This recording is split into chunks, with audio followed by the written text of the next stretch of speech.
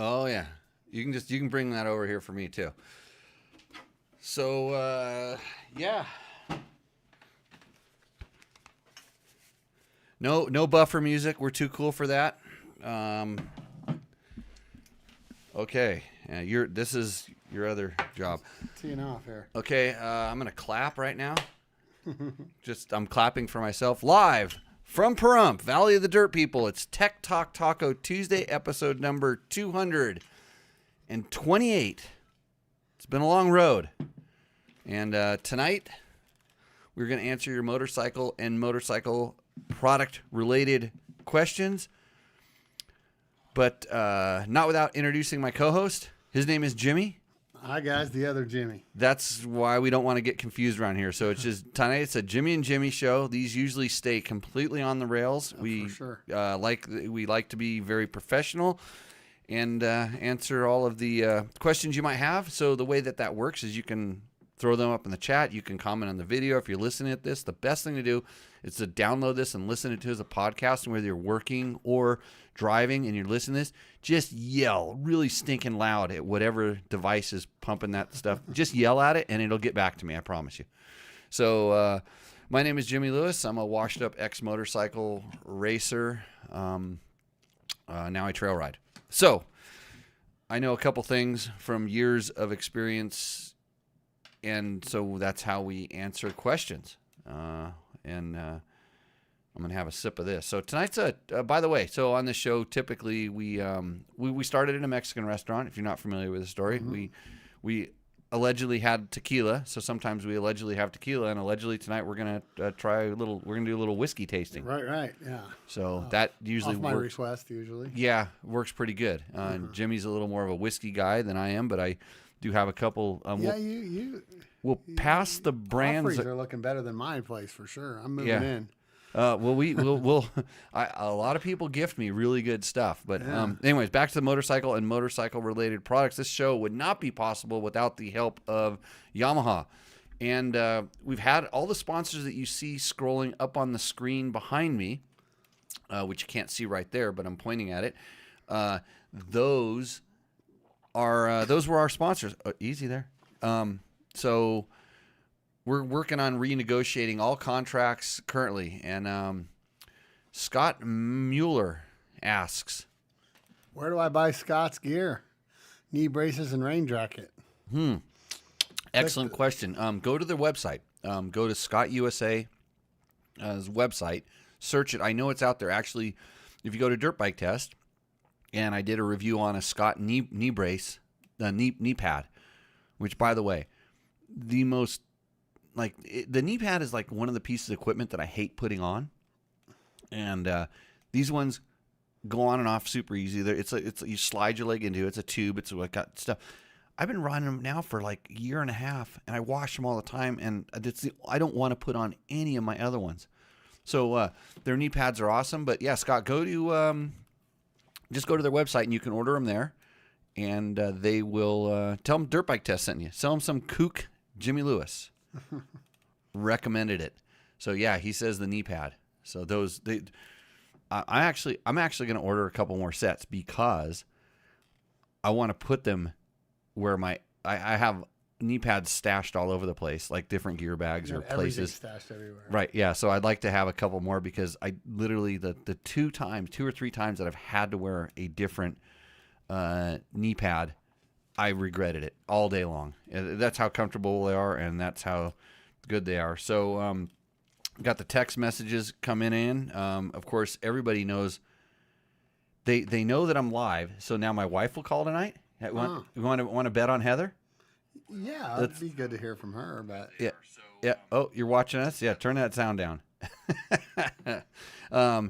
My wife should probably call just to check in on me, and then I found out that from my buddy Glenn, if you're in OC this weekend, which I might be because I have to do some stuff, Max Sabbath and the Dickies are playing. Have you ever heard of Max Sabbath? No. This is a motorcycle show. This is why we talk about all this kind of stuff. It's a Black Sabbath cover band that's dressed up as McDonald's characters. Oh. And dude, and they switch the words to the songs to talk about Big Macs and shit like that. Oh God. I saw them. I saw the very first time I ever saw him. I heard about him. The very first time I ever saw him was the Hard Rock in the joint. and we were across the street with my running club. They were having a big event weekend, and we just kind of stumbled over there. And by running, I mean beer drinking. We stumbled over there. One of the best shows, period, I've ever seen, just as far as a show goes. The music was good. I mean, it was just so. My friend Glenn just told me it's all about that. And Marco is telling me, as I take another sip. Go ahead, Jimmy. Oh, Marco Hendrickson. Just focus. It's all about balance, remember? Hey, Marco. Good to hear from you, buddy. Yeah, so Marco is knowing that we're into the balance here. It's all about balance. Hopefully we'll have schools that'll teach you all about the balance in the near future. But anyways, back to Yamaha. Big supporter of this show, of everything Dirt Bike Test does. Trevor has some Yamaha YZ450 FX tricks up on the website right now. And I was riding my WR450 all last week, and it's a 23, so it's the older version. The 24 is going to be all new, and that was absolutely 100% the wrong bike to be trail riding up in Idaho. I mean, it's fully it's two-stroke country. It's lightweight. It's KTM 300. That's all you see. KTM Husky 300s. That's all anybody rides up there anymore, unless if you see them on something else, it's like an old KTM RFS bike, and it's just the motorcycle that they ride on the holiday weekends kind of a thing. So I was up in the middle of nowhere riding around, and I really tuned the maps. I've got such a good map for that bike right now with it running an FMFQ, and I kind of wish I had the stock muffler, in all honesty, because it would have helped tame down the power in some spots, but I got it so good. So if you're looking for a really awesome Yamaha W450 map, send me an email. I can send that out.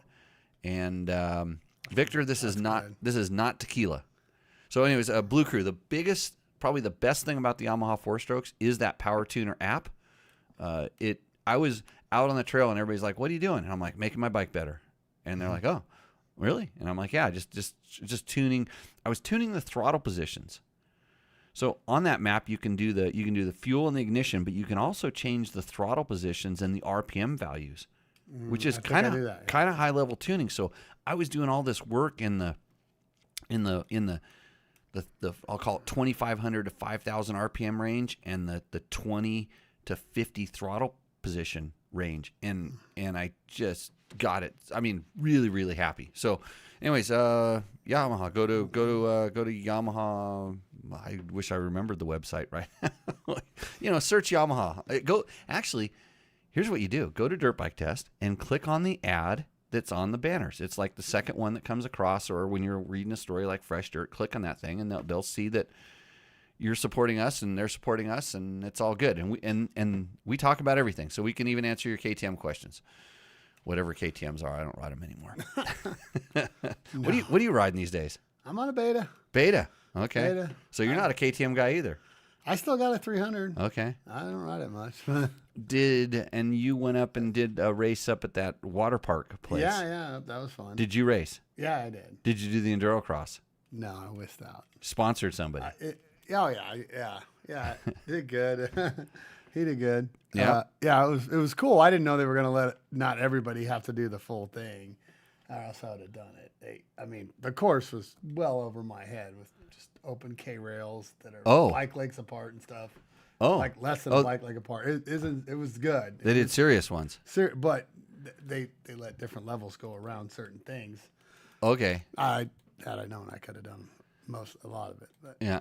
It's just a crash festival a lot of times. Oh, God, is it fun. So we're going to get into answering. Actually, we got a really good question here. So I thought we'd answer it. His name is Brian, and Brian has a really detailed question that he was asking us about. And so we're gonna get into it. I was gonna do like a whole. Actually, I might even break it down, and because every time I think about it, my answers aren't like super formulaic. They're consistent, and I'll probably even have a better answer after I think about how we answered this, because I hardly ever remember what we do on this show. Because I told him, I go, I think we answered your your question on another show. So let it rip. Okay, for Brian. First, I appreciate your content. Great job. I'm struggling with my next bike choice, and after watching a couple of your videos, I thought I'd reach out for some help. I have no option to test rent bikes, should consider. He's 6'2", 200 pounds without gear. He rides 60% trail, 40% moto, up at 6,000 feet in Colorado. Rocky single track from 9 to 11,000 feet. He's 50 years old, in good shape, rides twice a week. The speed of an average 40 plus A moto and 30 plus A off-road rider. So fast dude. I've always rode a CRF 450s with factory connects suspension tuned for a blend of both with a bias to motocross. However, it's rough off-road, but mentally I think moto only bikes make me safer on the track. I guess I don't know any better because I've only ridden motocross bikes for 30 plus years. So we'll stop right there. So yeah, sounds like a fit, competent, guy's been riding, knows his stuff. Vet, yeah. So seasoned, all the things, and if he's riding those the Hondas with the factory connection and motocross bikes off road, for sure he doesn't know, like what an off-road bike is like. It's kind of like, people that have trail bikes and then they buy motocross bikes and they have no idea what a motocross bike is. And then, so the one thing that strikes me here is 200 pounds and altitude. And the title of the question is KTM 350 XCF or YZ450 FX. So all these things are kind of floating around. Like, how do you make a decision? When you start going up in altitude, you start losing power. And at 200 pounds is right at that level where the extra CCs really do make a difference. So keep it rolling. Okay. Yeah. I've got the same question as everybody else. 350 or 450? But my weight and more so riding at high altitude have me struggling with the decision. The older I get, the lazier I'm with corner roll speed, and I like instant torque to get me out of trouble on the track and the mountains. For what it's worth, I've tried my son's 250F several times, and I find that it doesn't have anywhere near the power that he wants on the track or off-road. Okay. I think I'd like to get cross-country bike because now I'm riding more trail and track. I find myself doubling quite often when there's an option to triple. For quality, reliability, and local parts availability, I won't consider anything other than a Honda, a Yamaha, or a KTM. With that said, I'm considering the YZ450 FX and the KTM 350 XCF. I like the idea of a 450 for longer maintenance intervals and reduced need to buy a pipe, twisted mapping, flywheel for fan install, etc. I like the idea of a 350 to be able to flick it around in the woods and improve cornering with less standing up or getting easily upset in ruts and throttle input. Do you have any thoughts on these bikes for my situation? And any other recommendations? Do I have thoughts? So that dude gave you lots of information. Evidently somehow our video froze. Is what's and you know what's really bad is that see how that light's red. That's not good. And this is good. I hear the sound is working just fine, which is good. So I'll just put a picture of me telling you to hold on. Yeah. And maybe these cameras will reboot. This was the problem that I told you about that I was stressing, nervous about before the show. So Tech Talk Taco Tuesday, not without its technical difficulties, but the good thing is the sound is still working. So maybe they'll come back alive. We'll see. Man, he's right there in between all those bikes. So since Yamaha's a sponsor of the show, I'm going to start out by saying just buy the YZ450FX and forget about it. Like we always do. Hey, KTM used to sponsor the show, and I would have told you to buy an orange one. But no, I'm going to tell you. I'm going to give you some stuff to think about. So the biggest thing to think about is between those two bikes. It's do you like to rev or do you like to chug? Because that's going to be the number one biggest difference that a rider will feel when they're doing that. So I'm going to see if your camera works. See, your camera still works. Look at me. You know what? I can go. Remember, I told you I have the emergency camera. Watch this. 911. Yeah. See, there's always an emergency.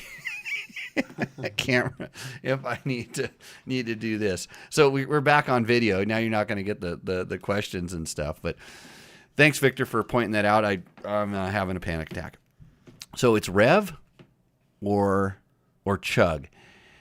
Those two bikes are probably the two most diverse, the two most different handling feelings of the bikes, and especially when you start getting into the newer KTMs, they have a feeling of heavier steering, longer swing arm.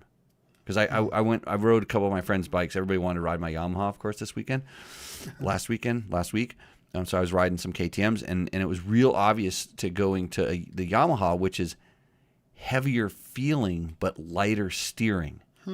And then depending on what you perceive as stable, like long swing arm for a lot of people feels stable. For me, a long swing arm feels a little bit sluggish, and it's more of a, I don't know, it just changes the way the bike works. Where the Yamaha feels like it's a little shorter swing arm and a little more kind of maneuverable, but not because of weight, but because of just the handling characteristics. Right. So, when he starts talking about not wanting a bike to stand up in the turns, that's almost on the rider. There's bikes that have that character, but it's how you ride when it comes to this kind of thing. And it's a lot of times it's a bike balance issue. I hear a lot of people complain about, oh, my forks are harsh or whatever, and it's generally because they're squatted down in the rear. They haven't played with the attitude of the bike. They're like, who do I send my forks to, or how do I do this? So I think, when he talks about like that kind of standing up in the turns, I'm trying to think, that's a Yamaha, an older Yamaha characteristic. Right. Since everything, and even to the 2024, 23 YZs, and now the 24 or 22 YZs, and now 23 FX or 24 FX, the direction they're going is to get rid of that, to kind of change it. And because of that, now people are saying, "Guy, I can get more feel out of the front end." Hence, Trevor taking those little mounts out of the engine mounts that loosens it up a little bit.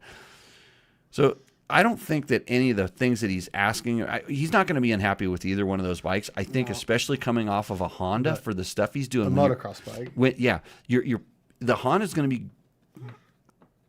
The Honda and the Yamaha are going to be the best on the track. I rode the YZ450 FX at Glen Helen. Should he stick with a track bike and suspension valve towards it, or should he lean? Is he on the right track? FX XCF is the right thing to do. Honda has the RX, and it's a little bit different than the just the R. So he's on the right direction there. I think that he's going to get a different feeling bike than the Honda by going to either one of those two, and I'm pretty sure he can make that thing do whatever he wants to do. So we're still not; those things are still dead. Stupid cameras. Yeah, I kind of some version or another of both these bikes, and for me, I know exactly what I'd pick. But what would you pick? I'd pick the 450. Yeah. I'm 200 something pounds, and I had a 350. I hated revving it out so much always. Now I don't have any real moto. We don't have a track here, so I don't ride moto or care about it. So I can't comment on that. The 350 and the characteristics of the KTM will be better in the off-road settings. Yeah. And for the same reason it's better there is the same reason that the Yamaha is going to be better on the track. But the interesting thing that I've noticed about the Yamaha, and I have not trail ridden the FX. I've trail ridden the WR, which is a slightly older version. His Yamaha has definitely worked on having more versatility and not going so soft on their off-road suspension. They used to just it was a little bit too soft, but now they're getting the bike to have some hold up and stuff. And so maybe even almost to a fault on the WR line where they're stiffer than what you would expect. But it's easy to put on weight. Right. Oh, speaking of that, let's go to round number 2. Let's try the Four Roses. We'll hold that up. Your camera works, so I'm gonna go ahead and hold that up to the camera there. Yep. We got some Four Roses single barrel. Yeah. So is it a single malt? No, single barrel. Yeah. So bourbon whiskey. Yeah. So I'm sorry that the video's not working, guys, but the audio is. So you're just gonna have to listen to it as a podcast, but you can still type your questions in the chat, and we will receive those. So we've completely not helped this guy one bit at all. No, I think I have. Look at the Yamaha. Seriously, I don't like 350s. I do. It's for longer intermediate, longer maintenance. No maintenance on the. Okay, so I'm going to just break down those. No difference in maintenance. Period. Oh yeah. For the same reason that you're looking at those particular brands. I don't think there's a bigger advantage to buying a pipe for either of them. That you would get the same increase in performance from doing the pipe if that's what you want to do. The mapping and stuff. Guess what? Here's where the Yamaha absolutely dominates for the same reason I did when I did my little read at the beginning. Yamaha Power Tuner map. Yeah, dude, comes with it. Right? You have the full-on map coming stock with the Yamaha, so that's a win there. Flywheel for inertia. Both of them, if that's what you want, if he's never owned an off-road bike, he's probably not gonna. Yeah, he's probably not going to complain because they come with a little bit beefier ignitions. Ridden motocrossers. Yeah. I think you're a Yamaha guy. You join the Brew Crew, and then I really do. I'm similar to this guy in weight and age and all that. And we got a question from Flynn 825. Oh, where is that? On the thing. We got 5 things. Hold on. Do we? Oh, Flynn, there. Do you think the FX and WR are too similar?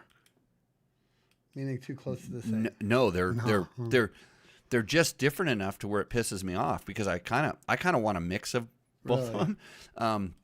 But because we may have really screwed up because I noticed that we didn't actually start the recording here. Oh boy. Yeah, I know how to fix this kind of stuff later. Maybe that's what's jacking up the whole stream. No, the cameras are still dead. Oh boy, another technical difficulty night here in Tech Talk Taco Tuesday. You can always support us by clicking through our links at Amazon and Rocky Mountain on our website, and then maybe I can. Flynn seems to think that just the muffler is about the only difference. No, okay. So in the difference between WR and FX is same engine, same transmission, but the WR comes corked up. And it comes with an intake restrictor. It comes with a much more restrictive muffler. And it comes with a locked ECU. So on the WR, you have to, if you want to get the most out of it, you have to buy the competition ECU. And then you got to take the intake restrictor out and the throttle stop. Mm-hmm. So there's a throttle stop on it too. Where the FX is a full-on race bike. And you have everything you need there. This is smooth. That is fantastic. Yeah. So camera is not dead. Well, Jimmy's isn't, and then we can go to the emergency camera. But the other two are. Oh wait, no, they're coming back alive. Jimmy, look. No, they're blinking green. I wonder if you walked around and turned them off. I can reboot that one right there. That's red. No, the red one's the good one. The red means it's recording. It's the one that's behind. So yeah, if you go behind and do, let's try that one. I'll do it. Okay, so now I just totally lost track of the WRYZ. So the engine is the same, but I don't know if that was the right way. No, it has a battery. The button on the top, you push that in the back. See that one? Just hold it down, and it'll make some beeps. Right, and then okay, now push it one more time and fire it back up again. We'll see if it comes back on the internets. So no, you got to hold it longer. I'll figure it out. Go ahead. Yep. Hold that for a little bit. And but then the suspension components are a little bit different, mostly in the lugs that clamp the forks, and so the pinch on the lower fork clamp is different, and it has all the stuff for the odometer. And then the WR comes with lights and an ignition system that will give it plenty of power to work the lights. So they are quite a bit different in that aspect. The plastic's different. Lots of little things that you wouldn't know. I think don't touch that guy. Oh, we could do that in a minute possibly. Let's see if these other ones come back alive because they're doing their hunting.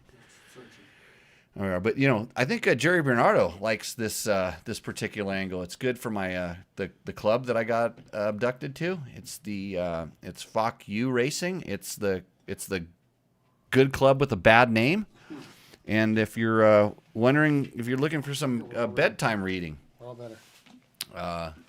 Oh, boy. Jimmy fixed it. So Computer genius. go on Amazon and buy this book. And then, and then you can have, it'll make you feel better about yourself. Right? So, so big differences between that. Thanks, Rick. I think we got it back here. Check this out. We're back live, and I'm even recording this stupid show now. So first try. Yeah, waiting for my wife to call. It's about that. So okay. I think if it were my money and I were doing it, I would probably buy an FX and add lights. So look at Trevor's, look on Dirt Bike Test, look at Trevor's bike. I would probably go that direction if I was just looking for a single bike, one bike to do it all. Because the lights, you have it's wired to the battery, you have the plug, you put it on there, light on, number plate back off, easy to go to the track, so all that kind of stuff. WR is a little bit of work, but I always say if you're not going to go to the track, get the WR. If you're going to go to the track, get the FX. And I have other bikes for the track. I have a YZ125. That's the one I take to the track. So there we go. So Brian, I will now that we recorded half of your question, I'll have to do a standalone on this question again. And so you're Yamaha too. I thought for sure you're going to go KTM 350. What's your beta is a 390. 390. So yeah, that's a 350, Jimmy. It's not though. Well, it's to me it's not. It's better than a 350 because it's a. I had a 350. 390. I don't know. Mm-hmm. You had to rev the piss out of it to get anything, and I'm lazy for that or something. So when you were riding it, were you like when we talk about revving the piss out of it? Were you ever using the we'll call it 10,000 to 13,000 RPM? Oh, probably not that high. No, I just kind of where it liked to be was probably around 8,000 or something, and so the chug as well. Now that was a 19, so I know they've changed them since then. Right, and they've definitely worked on more torque. Mm-hmm. That's what it was. That's what my complaint is just torque. So I always kind of wonder when we're talking about this, like people say, I want more power, I need a 450, and then they talk about their 350. It's like where were you riding? Yeah, no, like, I just didn't like where it got the power. Right. Okay. It was too. You had to rev it too much to get the power that you wanted. Definitely had all the power I needed. Right. Don't get me wrong. Yeah, and that's something else for people. Even 250Fs, like they make plenty of power, but do you want to hear it? Do you want to? Do you want to hear it? Do you want to kind of sing it at that level? I grew up in a world where if your stuff broke, that was gone forever. Blew my dad's boat up. It was done forever. Yeah, that's ingrained in there, Okay, so it is. And so you're avoiding RPM for the fear of the destruction. Somewhere I feel it's in there. Beat into my core. Mm-hmm. I mean, I think if your bike blew up, did you get a new motor? Yeah, you probably did, or else you wouldn't have got where you did. Well, no, I was racing professionally, but I never blew. Not at 8, you weren't. No, I had an XR80. Well, so and it's hard. It's hard to blow. Never mind. I ported it myself. Yeah. Without ever rebuilding the motor, I just took a Dremel tool, and I knew that porting involved a Dremel tool in the intake track, so I did it. And we couldn't figure out why my bike didn't run the same as my brother's because I made it faster. Okay, so we're gonna run a couple questions here. I'm gonna see if I can bring these up on the screen while you get this one. So Peter Larvson is talking about Trevor's KLX 300 versus CRF 300 dual sport video. Oh yeah, that was the Big Bear one, right? Yep. Okay, holy smoke! You just sent it with those little stock bikes. Amazing compared to the other dirt bikes. You just proved that the rider competence is more important than the bike. Something to really consider for all those weekend rider that thinks you need to buy an expensive bike and add a lot of bling. All right, I'm going to try to adjust this on the screen so that they can see where we're getting our stuff from there. Dude. There's our question. Yeah. Yeah, they sent it. Those kids. That's a good comment. I should reply to him. I should say I'll do the automatic. Hit him with the thumbs up, man. A thumb. Hold on, I got to get over there. I got to work this screen over here. See, I'm trying to combine using this show to get my homework done with this stuff here. Wow, thanks, and then a thumbs up, and I'll reply to him, and we're all good. Boom. Yeah. What does IG Gastaldo say? Gastaldo. Money doesn't buy skills. At the end of the day, it's always 70% rider and 25% bike. Well done. Do you want to argue? argue? Buy some skills with money. Right? I think you can. Oh, by going to a school. Things like that. Okay. Yeah. Oh no. I mean, yeah. I don't think that's exactly what I know what he means. Yeah, going to a good we're like, yeah. Oh yeah. We're messing with the dude, but yeah, you know what he means. We're taking it out of context. Sure. So yeah, he's saying you can buy more parts and put it on your bike, and it's going to make you better. Yeah. And I would say, sitting here behind this powerful microphone, I would say that half of the stuff that I see people put on their motorcycle, generally when it relates to power and suspension, makes them a worse rider. Yeah. How about protection? Protection. Like where we just get crazy with every protection. Well, yeah, and then there's people that buy so much protective stuff they can't move. But they should. And their bike. They put everything on there. They put everything on it, and it impedes the way that the bike works. Yeah. Yeah. Adds up. I would say 25% bike. That's a good question. So how? I mean, it kind of depends on how crappy the bike is before the bike starts affecting that. I mean, the stuff that they're selling these days is so capable and so good, especially if you use it for what it's designed for. Yeah. You're in a much better world. Problem is people buy outside of their skill level or outside of their expectations. I see way too many people that pull up with their new KTM 1290 and say, "This is my first dirt bike." And I go, "It's not a dirt bike." And they go, "What do you mean?" "No, this is a dirt bike." And I go, "That over there's a dirt bike." and it's amazing to look at their eyes when they go, "Yeah, that's a dirt bike. That's a circus trick machine." Yeah, you're right. It's not or same thing. They pull up with their motocross bike to go on a trail ride, and it's like, bro, you're gonna fry a clutch, and it's gonna be in between boiling all the water out of your radiator 3 times. What do you mean? It's like that bike is geared to never use first gear, and first gear is to ride around in the pits. I mean, it's so rare on a motocross track you get into first gear. And if you do, you should change your gearing so you're never in first gear. Sure.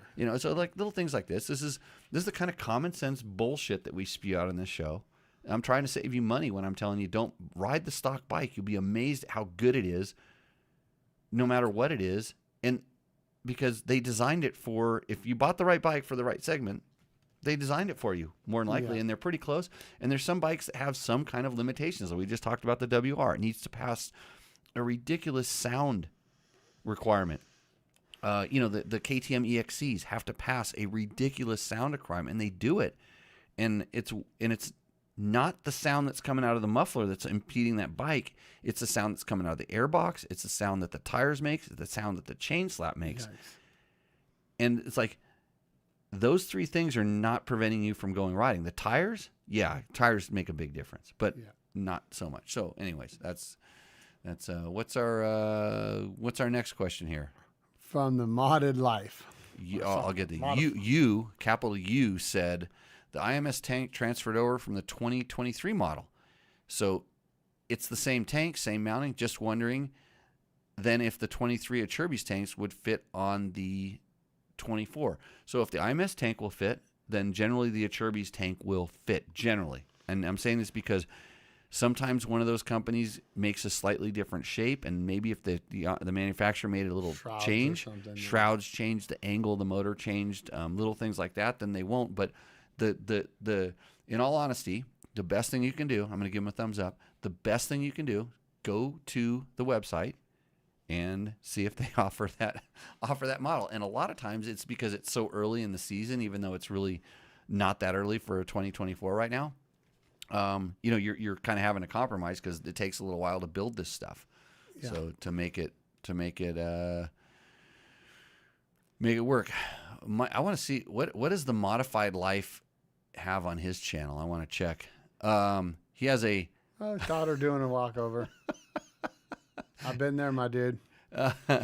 yeah, I haven't. Yeah. I'm currently signed out. I just signed out of my. I have to sign back into my. Jeez, oh, it's technical tech talk Taco Tuesday difficulty show. Welcome back if you're just joining us. My name is Jimmy Lewis. This is Jimmy Tyler. We answer your motorcycle related questions with no nonsense answers. Type them in the chat, yell at your podcast device, or give us you know what, if you subscribe, if we get 20,000 subscribers on this show only, then I'll do a whole show where I just do push-ups for 2 hours. What is Mike's Island? Mike Island, yeah. Mike Island want to know. He wants to thank you for covering dual sports. Great description of the luggability difference between the CR50L and the XR650R. Wow. He said I did a good description. Yeah. That's nice. I appreciate that, Mike. Thanks. I gave you a thumbs up. It's fully a thumbs up on that one. Oh, Vando Inusat. Vando 168. 0168. Yeah.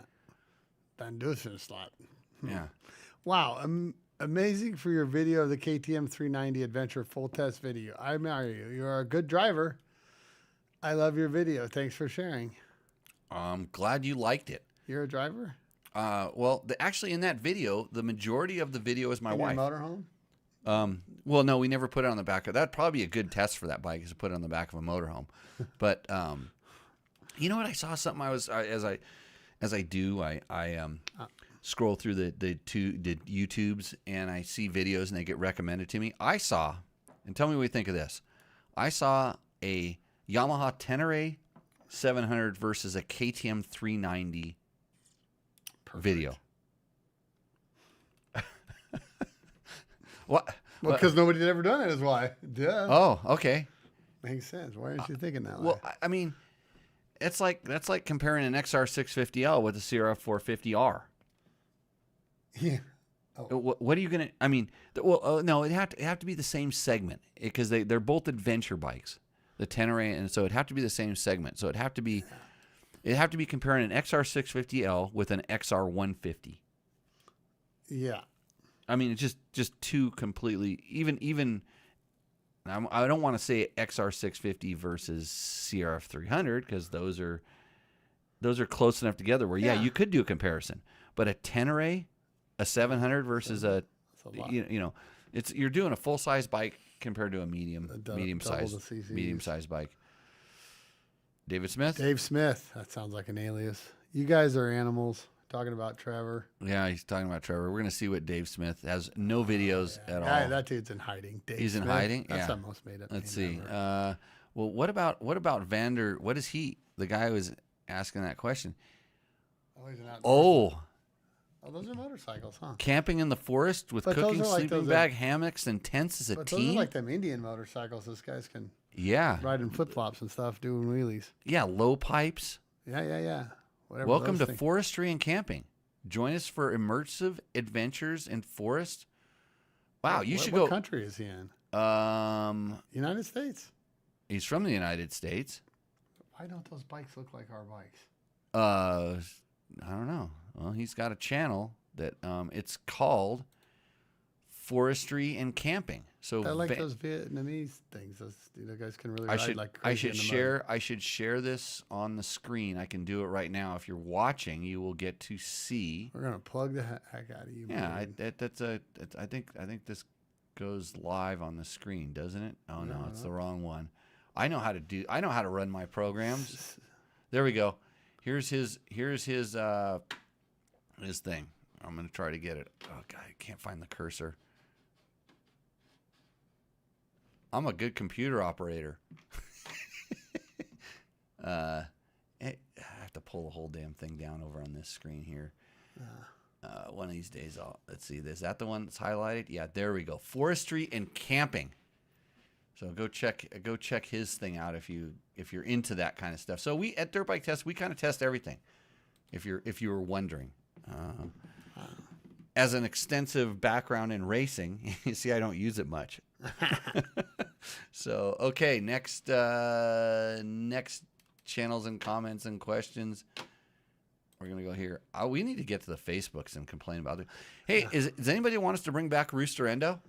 Just throwing that out there for the people. And I know we're getting comments right now, so we got to go back to the comments right here. Marco Henriksen's watching and learning. You guys are awesome and keep them coming. And he's got a little emoji thing. Something there. Let's see. What is Marco Gregory? the Mountain Man up there. What does Gregory Edinger have for It us? is important to have fresh tires. It's more important to have fresh tires and horsepower, etc. Put your money on the ground first. I couldn't agree with that more. That's a good way to word it, Yeah, too. Put your money on the ground first. So when I think about when I modify a bike, I think about the things that I'm really concerned with, and I get a lot of stuff for free. In fact, most of it. And I'm really concerned about where my motorcycle touches the ground, that's the tires, and where I touch the motorcycle, that's handlebars, and foot pegs. And grips. And then everything else is kind of a subset of that. Once those are dialed in, then I work on that. So Greg, good. Thank you for pulling that up. That's the nugget of knowledge tonight. If I had a kid that used to sit through and watch these, like there's this kid that used to do that, and he'd pull out the more you know, yeah. do do do. Now we use this sound. Yeah, that's what you need to know. What does Flynn 825 want? Oh, besides SAG, what budget suspension tips do you have? Okay, so we just gave it. We're on to the Angels Rye. We got some rye coming? Right. So that's what I want. So besides SAG, what budget suspension tips do you have? Budget. So be aware. You taught me the greatest budget trip ever with air forks. Ever. Oh, negative air pressure. Yeah. Or air forks, like the with ones air that forks, like on my 300. with the air pressure. Well, no. The negative air pressure. Whatever. Yeah. So for sure, no, and everybody just bleeds their forks off. Some forks work better with a little bit of air in them when they build up a little bit of pressure. I'm going to have half of that. Oops. Yeah, that's okay. So some people, they always bleed the air off, and maybe if you're a little bit heavy or you're running a full tank of fuel on a bike that's like that. Oh, we should probably hold that up to the camera. Yeah, there, we Jimmy. got some Yeah, pull that up. Angels aim Envy. Aim it at your. Angels Envy, finished rye. Yeah, there we go. Yeah. So nice rye from somewhere. So yeah, the air pressure in the fork is a huge one, and then just bike balance. So SAG is part of bike balance, but how high your forks are. Slide being able, you can adjust the angle of the bike. That's free. If depending on the fork, sometimes you can actually make your own preload spacers. If the $150 for the fork springs is too much, sometimes just going a little extra preload can kind of help that out. Oil levels in the forks, and even if it's a cartridge fork, the outer chamber oil level, adding or subtracting oil from that, and you do not have to disassemble the fork to do this. You can squirt it in through the air bleed, and just do it in like 3 to 5 cc increments. And generally, the manufacturer has a lot of room on to add. Usually you can add. It's different on different brands, but you can add up to like 10 to 15 cc's of fork oil, and you'd be amazed at what that does to the progressive nature of the fork. And if you need to take it out, well, you can take the fork off and pour it out of that hole, or you can also, because I've done it before, you can manipulate the motorcycle and get it to go upside down, because I've done this on the trail. I'm like, I hate this bike right now. I need to get some oil out of the forks. We've put it up and tilted it up and opened the thing up and poured oil out of the bleed hole. Yeah. And you have to push on because they're airtight, so you have to kind of push on the wheel to kind of squeeze it down. You can actually lay it over on its side. If laid over on its side, have the wheel up, it's slight downhill. Open the thing up and compress the squirt some smidge. Tire pressure makes a huge difference, and most people I know err on way too much tire pressure all the time. They're because they're flat. They're afraid of getting flats, and we run a lot of Mousses, but I'm particular about this also. But dropping down the air pressure is a good free one. Fork height. Yeah, fork height says Gary Barfoot. That's good. Appreciate that. And let's see. Yes. Rooster window is where it's at. Marco, you're either having too much of this Angels Envy rye, or you are talking at your phone and it can't understand you. We really shifted gears here with this one. Oh, really? Oh yeah, we went from a 125 to a 450 or something here. Good, just different. Really good. Definitely, that's a flavor explosion in your mouth. Yeah, it's a different ballpark. There's a lot of stuff inside of that. A lot of flavor there. But it has a weight. This is like a Yamaha WR with the stock pipe on it. Yeah, you got to wait for the power to come on. It comes on, and it's not a little; it's a lot when it comes on. Yeah, so you got to get the revs up. Got to get the R's up. Like that. So okay, Flynn. Hopefully that helped you. I think we hit most of the things, and then play around with your clickers. Honestly, do the do the clicker thing and see how well that works out for you. What is Gary Barfoot? How is the comparison between the 24 YZ 450FX and the KX 450X coming? Which one is better for tighter East Coast type racing?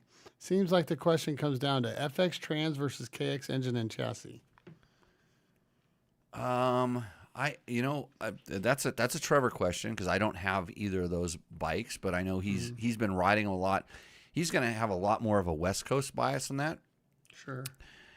I got to talk to out at the Vegas Torino was Grant Baylor or Stewart. Was it Stu Baylor? Yeah, Stu Baylor. Because they had a team. Yeah. Yeah, and he rode with one of the girls that rides for his team, and then her dad, and who else? But they just showed up and rode Vegas Torino. Oh, that was pretty cool, right? Yeah. And so I know, and you can listen to him talk about just why he chose the KX. I heard him talk on a podcast. Actually, he has a guy that works with him that probably did a big show on the whole thing.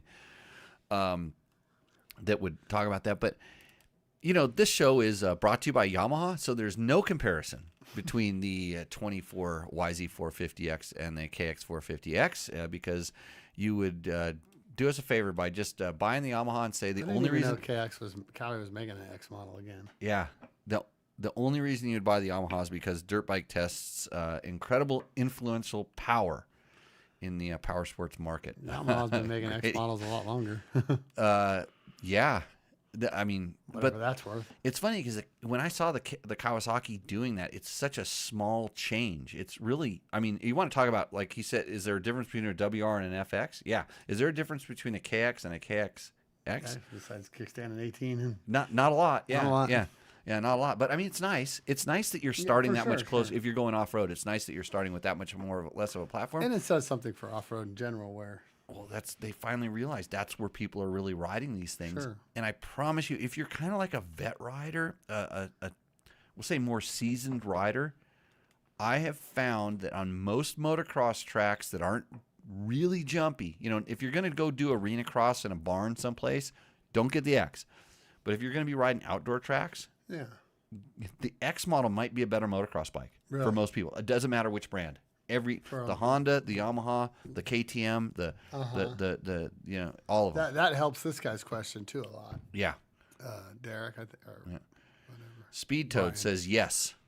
Yes. Sweet. He agrees. I'm going to give him a thumbs up. I agree up. with Speed Toad too. Utah Desert Racer. Is it okay to stay tube guy, or do I need to get set up with the times get up with the times with a Mousse? I ride near St. George. You get flats? You harken back to a memory I had. Your young son, remember Logan, that kid? Yeah, you live with the guy. The detonation. Yeah, detonation. Remember that wouldn't talk, and he fumbled on all the questions. This one, Logan, if you're listening, and I know he doesn't, so I'm gonna actually pay him a compliment right now. Yeah. So don't tell him to ever listen to this show again. No, he'll be floored. This question was actually all written properly. I don't know why I blew it so bad. Yeah, you couldn't put those words together. Yeah. No. It's okay to stay a tube guy. I rode all last week on tubes. I was just in a rush to switch the tires on my bike before I left, and there were tubes, and I didn't have mousses prepped, and it's messy, and I just said, screw it, I can bust out these tires, and I was fine. Ran 12 pounds and had a great time on my tires. So I was never a Mousse guy for a long, long time because A, they were impossible to get back in the day. B, I was scared of them until I started racing as a factory rider and got them for free, and then learned how they worked and learned how to install them properly and learned that if they're done properly, then it's not a problem. Right. And so like I said, no problem being a tube guy. Utah Desert Racer rider, no problem. Gary Barfoot. Barfoot again. Cheap trick. Align fork height with the axle so they are not binding. Oh, that's huge. That's good too. Yeah. Yeah, fully. So what he's talking about is make sure that when you're putting your front wheel on, that the axle goes in smoothly and slides in there. Your forks aren't at different heights. So a lot of times the way to correct that is once you would tighten up your axle and make sure it's all, hopefully it's good, but then with the wheel just with 0G on it, just touching the ground, then you torque your triple clamps and make sure that the heights are consistent. I'm pretty sure as long as your forks haven't been jacked with, if your height is the same on both sides, your axle height should be the same. Yeah. But I have seen people that do, different spacers. I've got forks back that a suspension guy left like a 2 mil shim out of a space or something inside of there, and all of a sudden it's like, God, why isn't this thing lining up? My axle's not going in. If your axle's not going in, something's bent, something's not right. So that's good. And Gregory Edinger says, Jimmy's tip for my fork chatter worked. Bleed them on the ground is much better for me now. So what he's talking about is actually running negative air pressure. So instead of doing it on the stand with the forks fully extended, he's doing it with the bike down. And so when you do take it off the stand, it would actually have a negative air pressure in there. And so it's just a way of helping them kind of suck up a little bit the initial movement.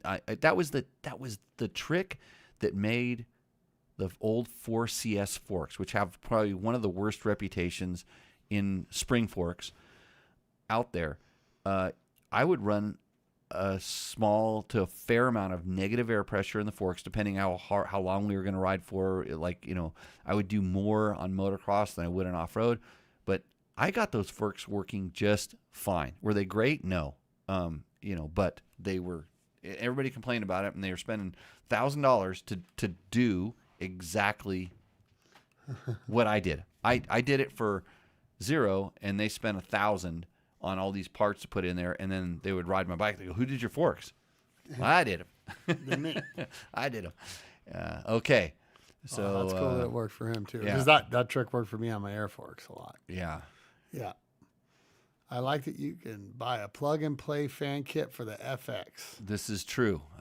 Yes, and then Trail Tech, been a great sponsor of this show in the past. Trail Tech also has plug-and-play fan kits for most bikes, and they bolt right onto the back of the radiator. It's pretty simple. And then Utah Desert Racer has a problem with pallet nails. Well, pallet nails gives him his flats. I asked him if he gets a lot of flats. Right.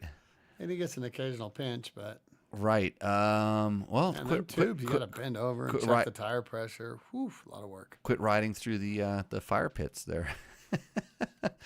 Warner Valley stuff right there. Okay. He's talking about. And Flynn is asking, do you prefer the Nitro or Michelin mousses? I think the plural is mice. Mousse? I think it's mice when it's plural. So if I gave you a set of mousses and you put them in your bike, you say I have mice in my bike? Yeah. Okay. Don't make sense? Yeah. Does to me. Nitro for me. I honestly I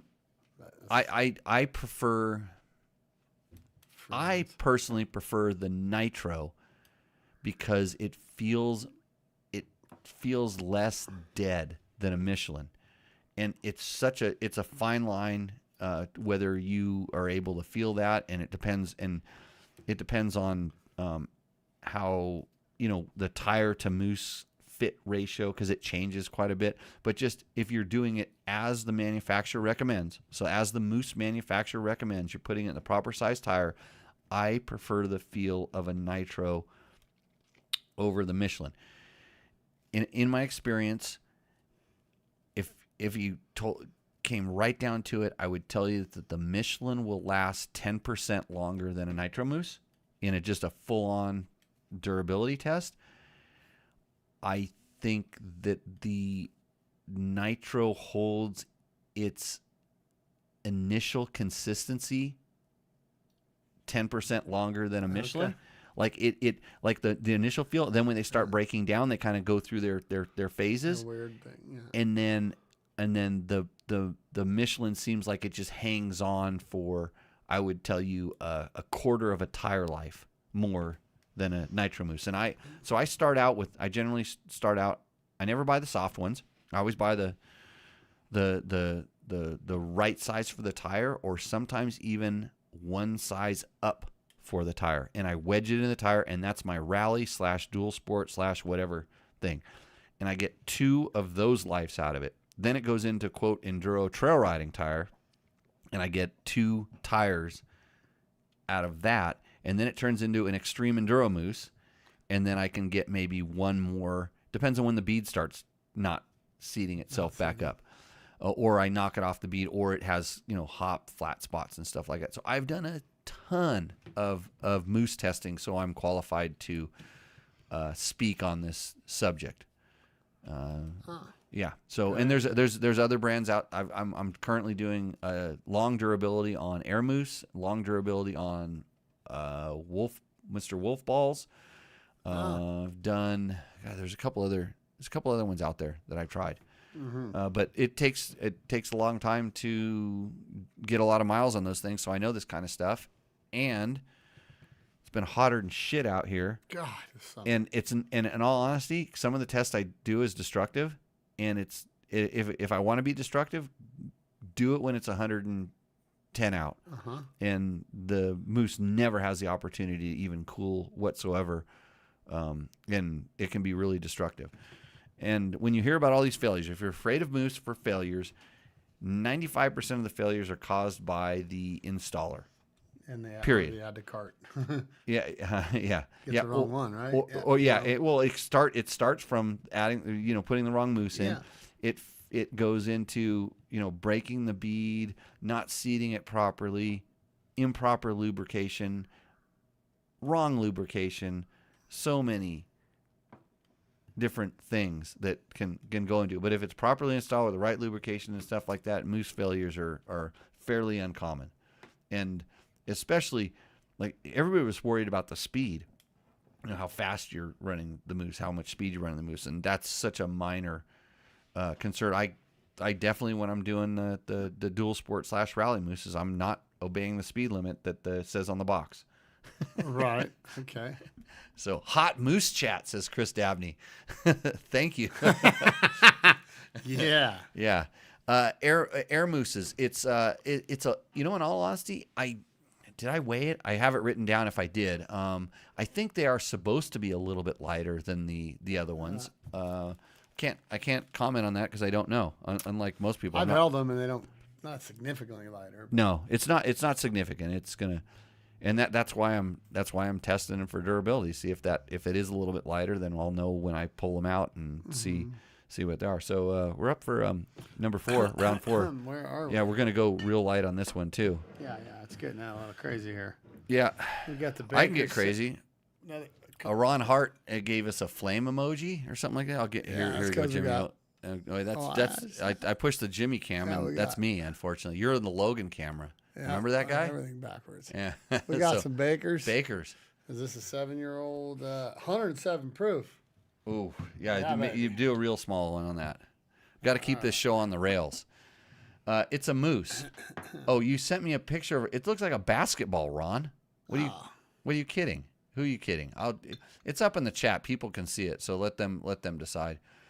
You should have sent us a picture of a mouse, but a mouse? Oh, mice. It's a mice. He's not learning anything from me. Right. You gotta make this stuff happen. So again, thanks for joining the Tech Talk Taco Tuesday. My name is Jimmy Lewis. I'm a washed up ex motorcycle racer, and this is Jimmy Tyler, who is also a washed up. Never was anybody at a motorcycle race. But you still race. You race way more than I do. I know. Right. So he's the racing expert in the thing. Moose balls. 'Cause I know how to have fun. Oh, he says moose balls. Oh, That's Mr. Wolf's moose balls. Ron's having a hard time typing. Maybe he's having some of this stuff too here. Okay, back to the hot chat in the comments. Oh, got it. I'll get it up here. Let's find a good one. There I wanted, but... Okay. Oh yeah, There's a good one. It's funny how he words it. What's his name? Neil Bradley, 6571. Every Kawasaki ever made has a horrible airbox design. I believe it's on purpose now. They're going out of their way. I think it's just not a primary thought. In all honesty, KTM, when they had the side airbox thing, okay, like Husaberg got it. You just pop the seat off and the air filter is right there on the frame backbone in the middle of the tank. You just reach in there. That was the easiest, best airbox design known to man. And this is back on the Swedish Husabergs. Right. They made that bike simple. They made it for people with big hands that were going to work on a motorcycle. You could get the stuff in that thing. Now, when KTM took them over and then they had that same airbox design, they figured out how to take something and make it. The airbox was awesome, but the rest of working on the bike, forget it. But KTM had their airbox on the side, with the quarter turn Zeus fasteners. Yeah. And it had a metal clip that just pulled out. It was toolless airbox design. Beta was always really good about having toolless. You push a button on the seat to get it in the old days, and then you pop the side cover off in the newer days. I think it's just that Kawasaki just hasn't evolved on that much, and I don't know that the newer one I think has more of a kind of a clip position thing. I haven't had one for a while. Yeah. So yeah, I mean, if you're off-road racing and you do air filter changes, that would be a critical concern. But if I were doing normal riding and stuff, as little as I have to change the air filter in most circumstances, I don't think it's that much of a concern. I have an IMS. Think they do it on purpose though? No, I don't. I don't think they go, haha, we'll get those guys. Haha, yeah, yeah. You will laugh. Yeah, because on my Yamaha, I have the IMS tank on it now, and my flap doesn't fold all the way up. So what's usually an easy airbox right up there on the headset, it's almost like a Husaberg one, except it's different. Since that airbox, and I know they tell you can clip the airbox cover and then it lifts off as opposed to has to roll off those pins, but this is good. I don't think this is as good as the Angel's Envy. Yeah, the Angel's Envy has a lot of flavor. This is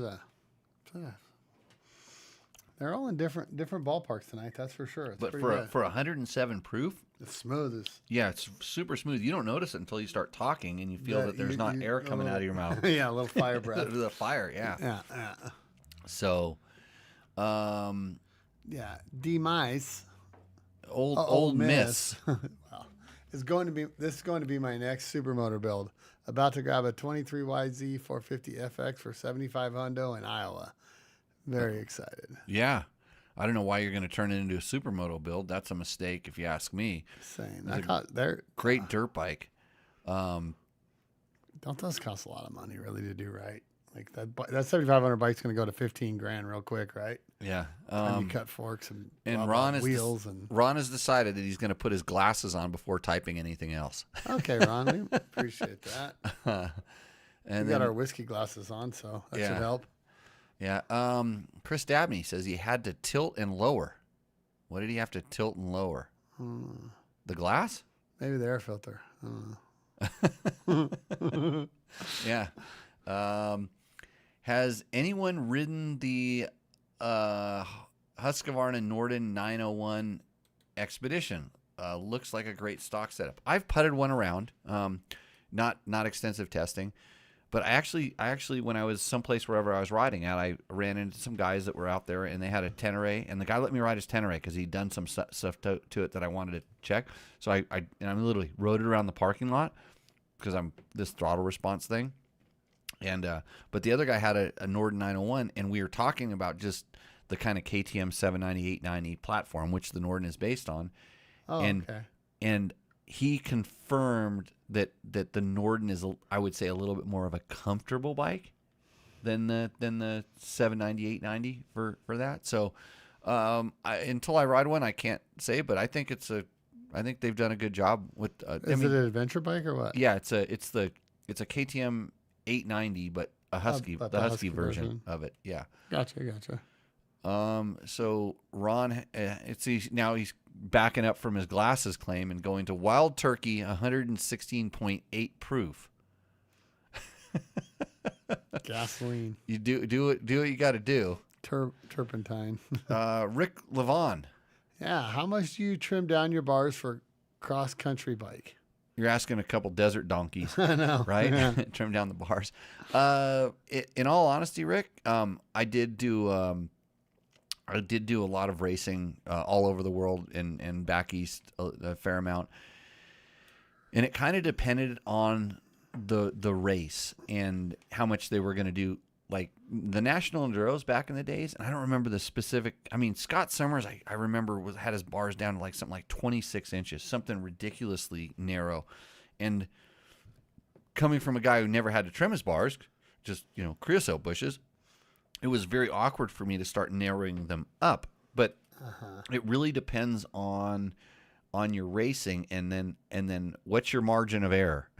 Because I always ran wraparound handguards because I just didn't want to get smashed. And man, was I thankful I had my Achirby's wraparound handguards on my WR this weekend where I was riding, because I clipped a couple trees that it was just enough to go, man, I wonder if that would have just folded the flag guard back and had the lever, getting my finger. Grabs that. I don't know, because I tend to ride a little wide. I don't really hug the edge of the grips. I tend to ride a little bit wide on my hand.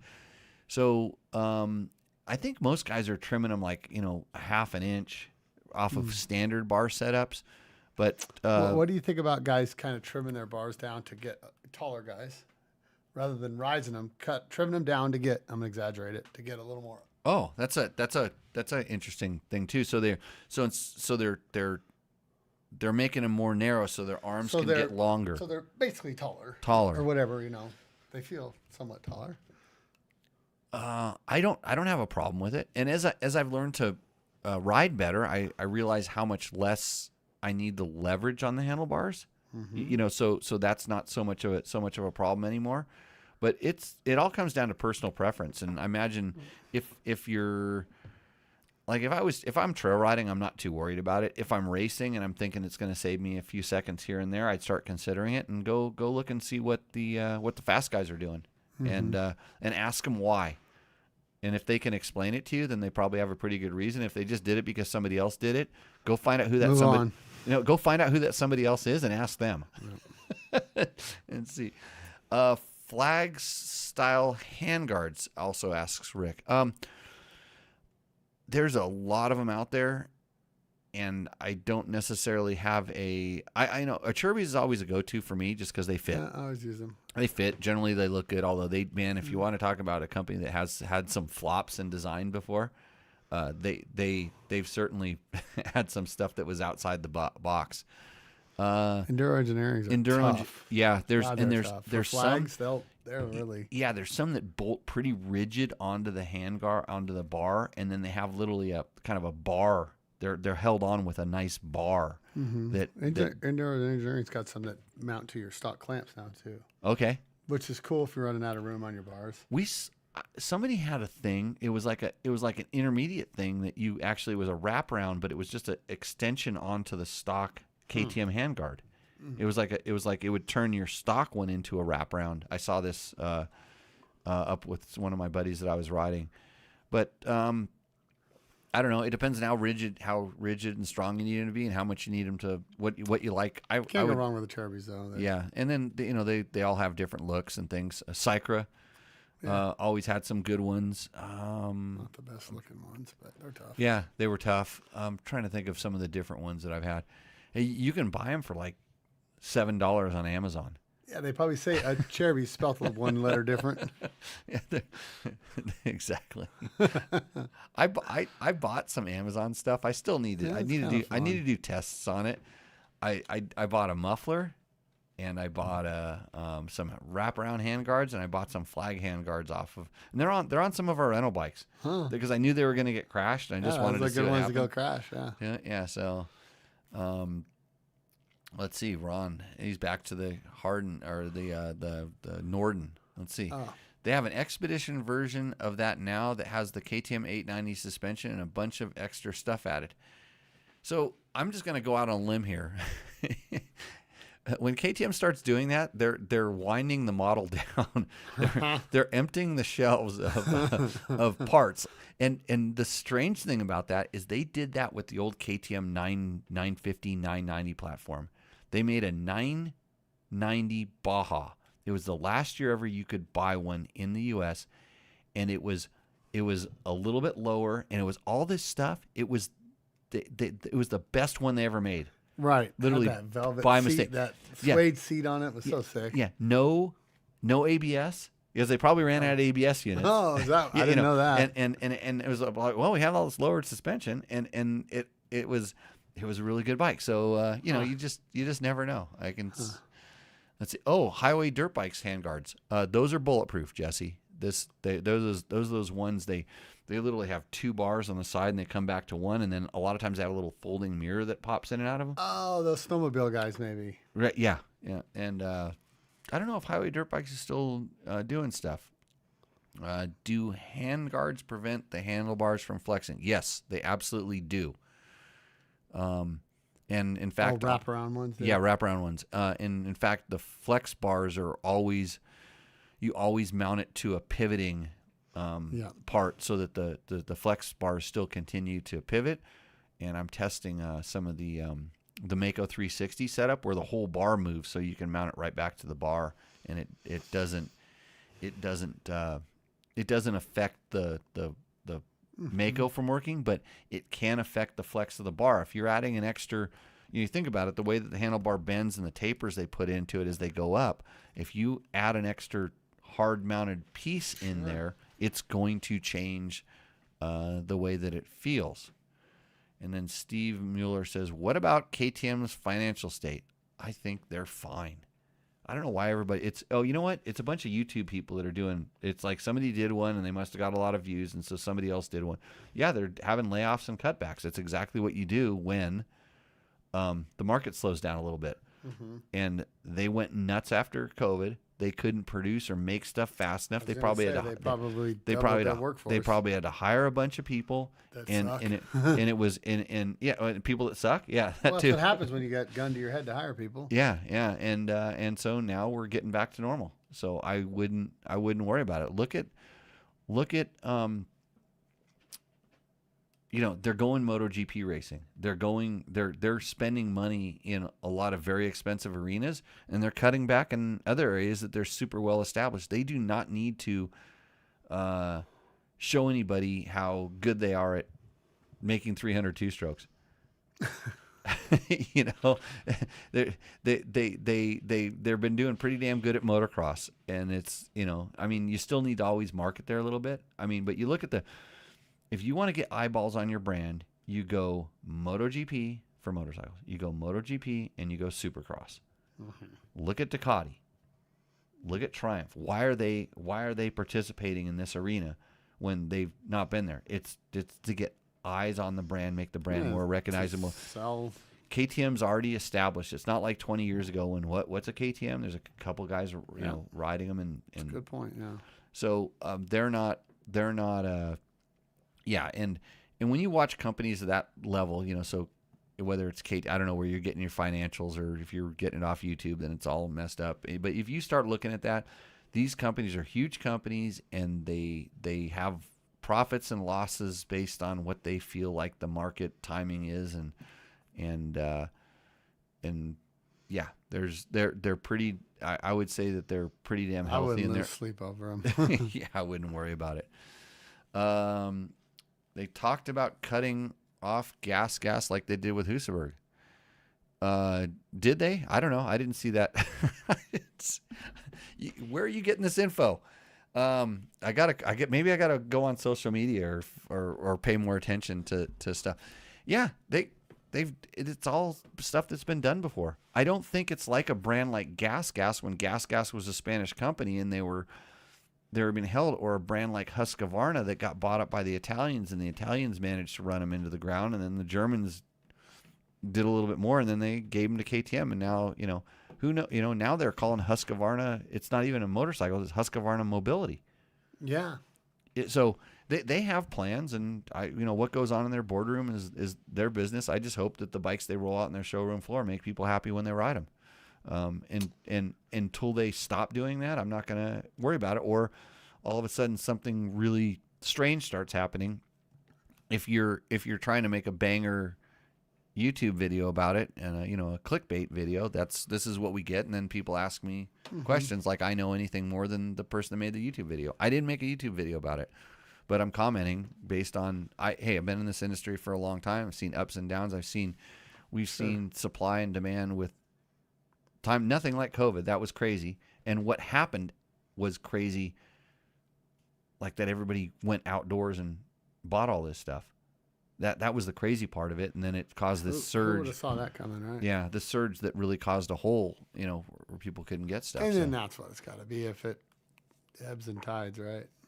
Yeah, different flows. So, okay. We got I was gonna go on to the EXCFE Performance Group Facebook page. Oh, yeah. Let's see how we doing on our. Let's see, frames missed due to rendering. We're only 12 and 11. You know what? I think it had something to do with the fact that I wasn't recording the show. It's my fault along here. So we have the EXC and Performance Tech Talk, which is a Facebook group that Mike Spurgeon from Moto runs. Moto used to give us, $100 for the Rooster Endo segment. Right. We haven't done it for a while. If you send an email to Jimmy at Dirt Bike Test, I guess is where I'm at. I will take your Rooster Endo and maybe put it on the show. But somebody posted up, Michael Landreth has a 23 FE501S with 550 miles and 90% of it is off-road. It's a Dayglow bike. Oh, I think that's a for sale out on there. It's definitely for sale. Let's put him up on the. Let's give him some love here. Man, look at this. Wrong screen. Damn. I don't know how to do this. I'm not going to fix it right now. So you can go over to this Facebook page and see it. But there was a question on here that I kind of wanted to get at. If I can get my cursor over here. Here we go. Here we go. We'll answer this question. Got a bit of a weird one. 2007 EX300 rear wheel issue. Okay. Just done a full ground up restoration. She goes really well. Just noticed today the drive side sprocket rear wheel bearing is munted. 2 hours of riding.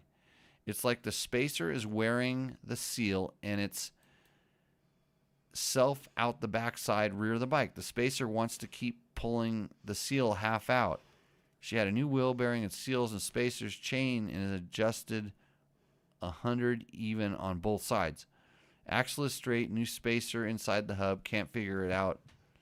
Any ideas most appreciated? I got a question. Okay. Why is that bike so tied down like that in the backyard? Oh, it's not the back of a trailer? I hope it's on a trailer. It looks like it's tied down in the backyard, but I bet that's a trailer. Okay, all right, I'm good. He's got a nice looking bike, especially for a 2007. So I'm going to say that if you replace something You did it wrong wrong. bearings or Yeah, something, you yeah. did it. You did it wrong. You got wrong bearings. And so back in those days, there was a couple. Could you Because forgot to put the tube that's inside the hub doing the bearings? so that and two things. So KTM has a circlip on one side Yep. to index everything up against, and then inside there's a spacer. And there were some wheel bearing kits that were improved or better. And I think I don't know how popular they are today, but they were making them so that they're wider, and you would eliminate that spacer and put these bigger wheel bearings in, and then they would just index against the stops inside there, and they had modified spacers. I have seen in the past where those kits got messed up, and or the people buy replacement bearings for that kit and not the right kit, and then now your floating spacer in the center is not the right size, and so Okay. Yeah. and those use different bearing seals. So I would guess that that it's something like that, and then of course improper installation can cause that. Somebody told them that. Yeah, I'm going to say that there could be some of that too. Maybe it never bound down. It never got pushed together, pressed in there properly. They got bound down. And if you replace wheel bearings and you have any issue sliding your wheel with spacers back in, it's what you did. If it came off, if it worked when it came off and it didn't when it goes back in, it's something to do with what you did. So yeah, that's what are some of the other ones? There's a lot of weird questions on here. Here we go. Michael Ha, what does he say? Has anyone had any issues with the oil pump gears failing in their KTM's, Husky, or gas bikes?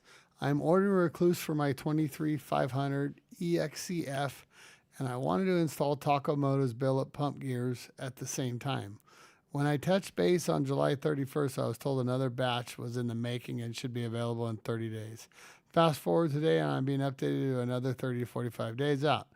I've spoken to a dealership about you're going to see engine more. and the gears failed, and everyone has said they never had any issues with those gears. Okay, can I just stop in right here? Heck yeah.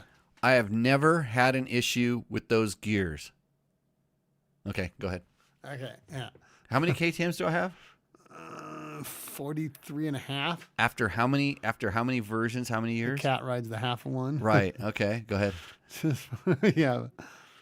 I've looked through the interval, and there's no man. There is no man, and the man. There's no service interval on when you replace these gears. If it's not serviceable item, then wouldn't the gears be failing considered to be manufacturing defects?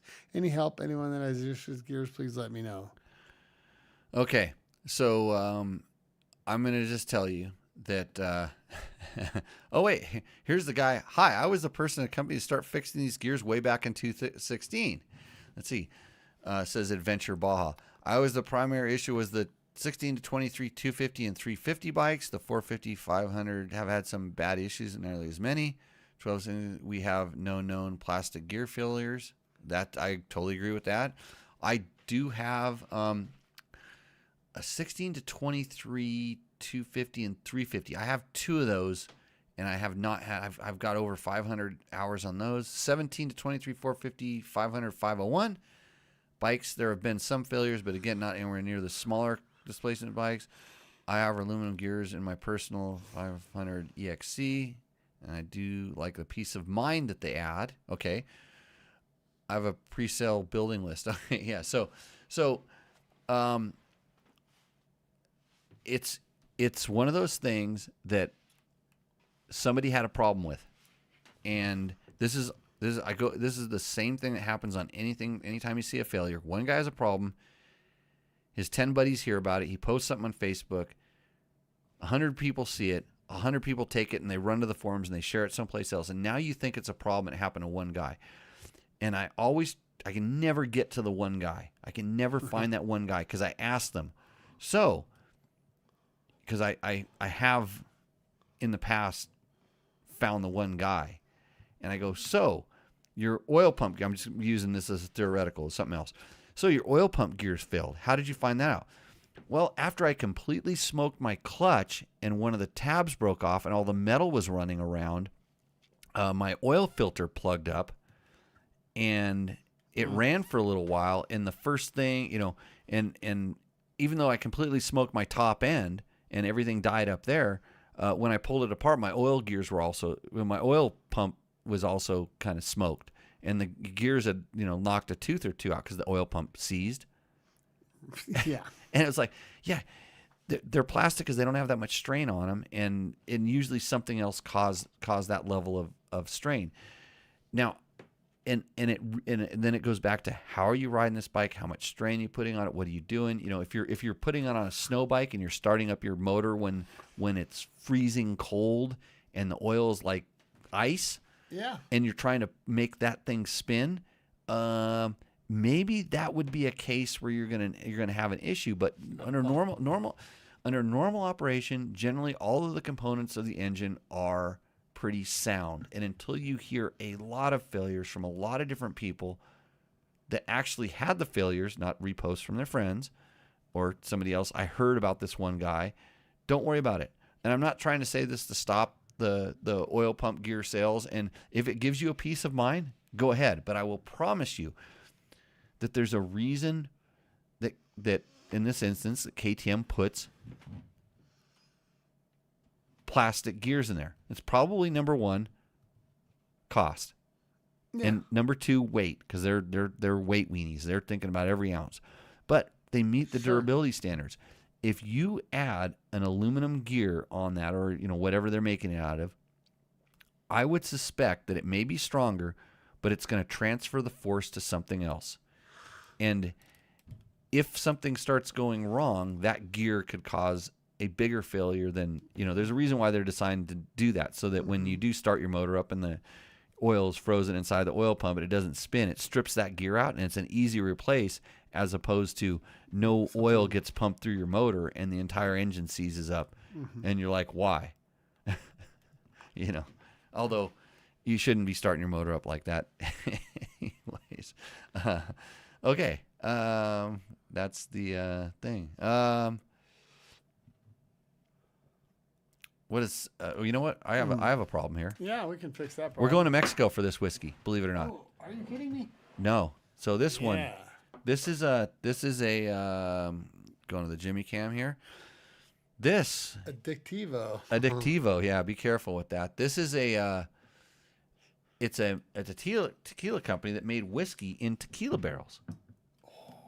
So use tequila barrels, and they make a really good there's one extra or two extra little shots in there. Same thing, a small one there. Seth says 2014 500 new to me last week, but wanting to go on an adventure this weekend. 1352 sprockets, and I figure I'm getting close to 45 miles a gallon. Well, that's good. I'm gonna throw a 40 on the rear and take off. How far are you all getting on a tank of gas? And is the stock tank a 2.5 gallon? So I don't think the stock is a full 2.5, but on dirt bikes, for most people, it depends on how you ride. Yeah. It's 100%. So mileage is not a good way to tell. Yeah, it's hard to do mileage. So just I always tell people do your own. But if you were just going to calculate, if you're going to be rough, go 35. But he's just trying to go 45 miles on it. What was it, a 2-stroke or? Oh, it was a 4-stroke. But he said he got 45 miles a gallon. Oh, so how far is he trying to go? He figures he's getting close to 45. I don't know, but he wants to know. I think he's kind of fielding it out there, like on what kind of mileage. Let's see what the people say. Don't change the sprockets for mileage, more for the type of riding I do. This is correct. I agree. Let's see. And then another reply. I'm not seeing. Try a less expensive 14-tooth sprocket. And then, okay, now we're going to get in people that are going to give them gearing and then talk about their mileage, which is good. That's why you're reaching out to these forums. Mm-hmm. 100, and then, okay, Liam tells him he can get 140 kilometers to a tank. Nobody knows what those are, bro. Oh, we're international, so we need to do a conversion. Hey, you know why Formula One has both miles per hour and kilometers per hour when they show top speed? Because people need to know. Uh-huh. So up to 55, 20. Okay. So Michael changed his gearing, and he gets 55 miles per gallon. And then, but it's on a 350, which has nothing to do with this bike. So thank you for your information. And Ian goes 25 miles per gallon. Yeah. So He's got a. I am Seth, and I'm trying to figure out how far my bike goes. And Michael, we don't know who Michael is, but he's a top contributor. He says 55 on a bike that's not related, and Ian says 25. What am I supposed to do? I just reached out for information here. What did I say, 35? It's all over the map, like usual. And then now we're going to tell him how to explain the sprockets. The stock tank is 2.25 gallons. There's Kind some of funny good advice. Okay. how I guessed inside there. Yeah. Anyways, good on you. You know, and this is what I tell people on these forums all the time. When you get an answer and when you figure out what you're going to do, report back to that post. Don't just take the info and what you learned and run. Come back and say, hey, at the end of the day, guys, thanks to so-and-so and so-and-so for giving me this good info. Or these two dipshits, like Jimmy and Jimmy, I heard them on Tech Talk Taco Tuesday, and they told me to do this. They made me buy a T-shirt, and the thing, the ink peeled off of it, and I feel embarrassed to even send them a photo of the cool place I wore my Tech Talk Taco Tuesday T-shirt. So, anyways, is there anything else good inside here? Let's see. Looking for a comfortable seat. I am 6'2", over 60 years old, riding single track and forest roads. I noticed Seat Comfort Concepts offers XL tall and tall. XL tall and tall. Which one is preferred? Let's see. Well, Tom Hale is 62 and 6'2" and 61. Almost found his twin right there. Yeah. So he loves his Seat Concepts XL. You know, the XL is the one that has a little kind of like the gull wings. Bubble in the back. The bubble in the back. They have ones that's super They got some big. ones, yeah. The big old, if you're going to put your butt down, it's like you're on a cruiser. I'm not a fan of those, but the ones that have what age do you get to where you can become a fan of that? These guys got you in by 5 years. They got me by 5 years. Yeah, they do. I'm I'm going to try to stand up my whole life. Me too. Yeah, I don't really want to sit down. If I were really sitting down and like really riding it like an adventure bike, not a dual sport bike, I might. It depends on how much you have to ride on the pavement, because that's where you're really sitting down. But even when I go on, and even I had this on street bikes, when you have these big bucketed seats, you kind of get stuck in them, and it gives you hot spots on the ass. And this is hot seat talk right now. Okay. Not hot Mousse talk. We've moved on now that we've had a little bit of this. I'm going to give it a shot here. Super good. Super, like actually my favorite whiskey, I swear. I remember this. That is so good. Same. Actually, it's funny because I don't like a mix. I had my favorite whiskey coming from Mexico. And I had tequila a little tiny hint of the other stuff. I could taste that in there because I know that this taste. Yeah, and I'm like, wow. But this is I think this is an all time. So good. But back to the seat. But I found when I would use my normal and I run tall seats on most of my bikes that I'm going to be sitting down on for any period of time, because I don't want my legs to fold up, and especially being a 6'2" guy, that's even a bigger concern. Where I found if I had the more narrow seat, I could move. I could kind of shuffle a little bit, kind of do a little side to side. I could give a little kind of like what I'm doing in my chair right now. Right. And that would help. So here we go. Somebody I toasted my battery either on my ride yesterday or last ride. I got up to a dead battery heading out to ride yesterday. I figured I left something on and killed the battery. I hooked up a charger and it fired up in 15 minutes, went riding. So 60 miles, and had stopped and started the bike several times along the way. Anyway, stopped, killed bike with switch. Went to start again, it was dead. We jumped the bike and rode it back. Got it back. Pulled my battery, give or take 1.5 years old, and it was fried. Put another battery in this morning, tested the voltage of the battery because it was thinking it was overcharging. These are my results. Tested the voltage in the battery this morning. Battery just sitting 13.2. Voltage reading at idle was 13.6. Those are normal for a lithium battery, by the way. Climbing to 13.8. Applied throttle about 5,000. It went to 14.5 and stayed there, not above 14.5. So he has a brand of battery that's a well-known brand. I don't like to talk about brands too much, especially when I see a picture on the internet that his battery has definitely had better days. It's a lithium battery, and it looks smiley in it, it looks like it's gotten too hot and started to expand. At 1.5 years, that would be odd. I would say after 3 years, you could expect something like this, just depending on how much it's been discharged and recharged and stuff like that. Sure. 14.5 doesn't seem that far out of the range, but if you start looking at the notes on some of these batteries, they don't want to be over 14.2 sometimes. 14.2, 14.3, depends on the brand. So maybe it just did that. So hopefully that's the answer. Battery health is a whole subject. Is it?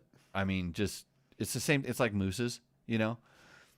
There's so many different things. You know, sometimes you have a bike that you're putting a big load on the charging system with all of your stuff, and then you take some of the stuff off, and then the regulator isn't as, we call it, as responsive as it was before. I've seen, you know, so, but if he's doing all the right things, he's checking all the right stuff to make it work. I can't help you with a crank axial play tolerance. But your manual can.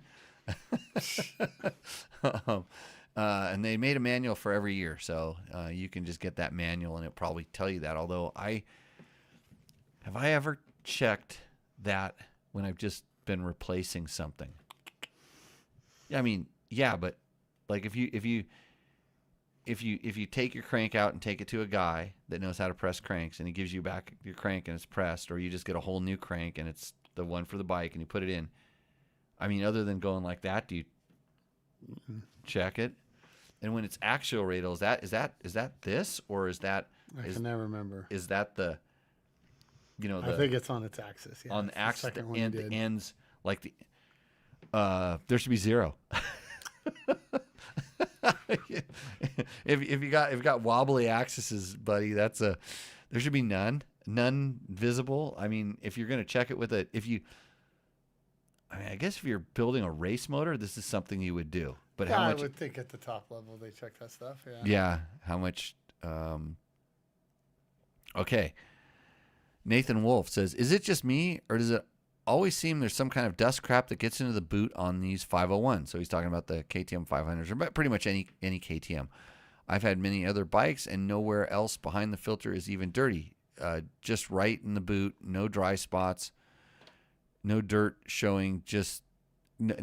Dirt showing getting through the filter. Really confused me. Anyone got a photo of theirs? Well, where's a photo of yours? I mean, I like to play. You show me yours, and I'll show you mine. That's good call.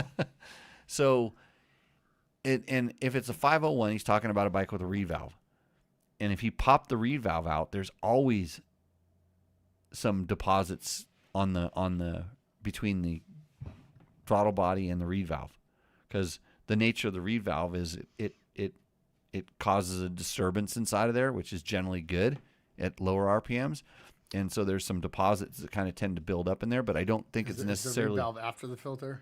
Yeah, it's filter cage, reed valve inside the intake tract, then butterfly valve. And so in between that butterfly valve and the reed valve, there's some, because there's a lot of stuff flying backwards in there. I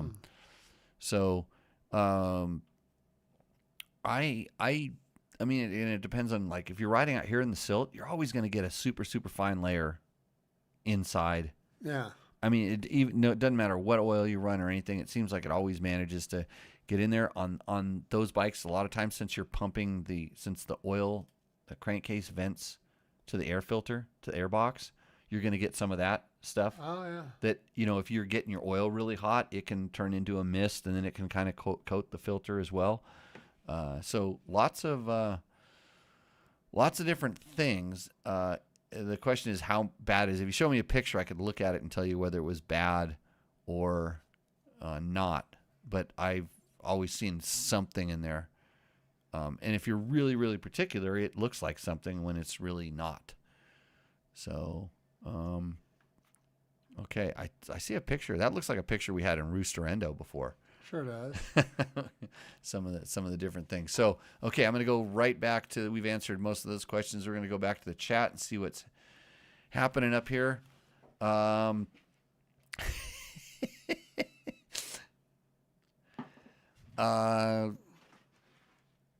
I know you can't see the bike. I'm not really. Let's see. Chris Kupinzupazinyawanski says Kupchatsky.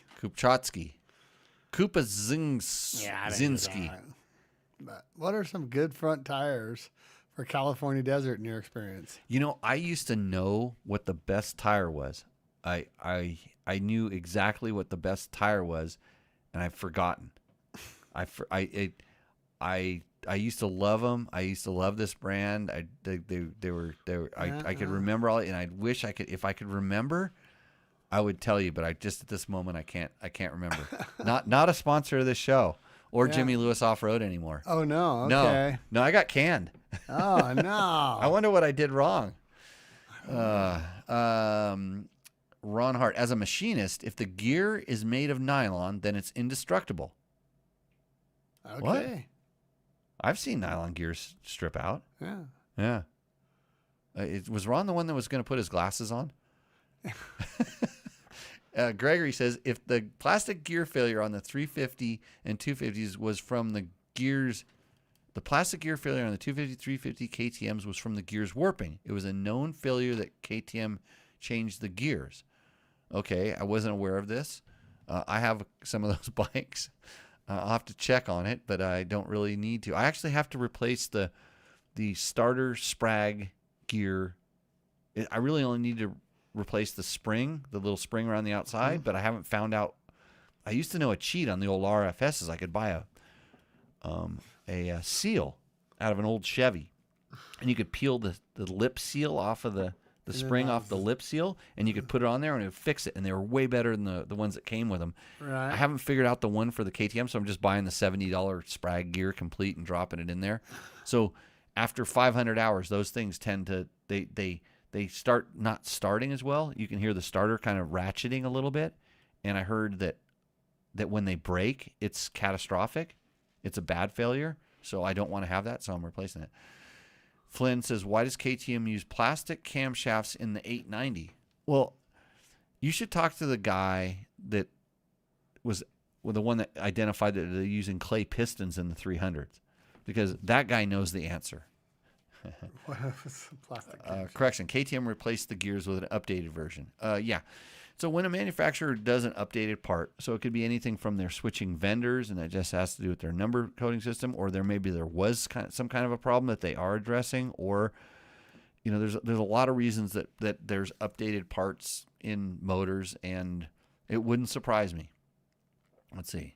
Some people say plastic, but you have to understand there's so many different categories. You can't just say plastic or nylon or Delron or UHMV or Teflon, etc., etc. And then Zach is flaming him. Smart ass. Zach said plastic, and then Ron said Zach. That's fun.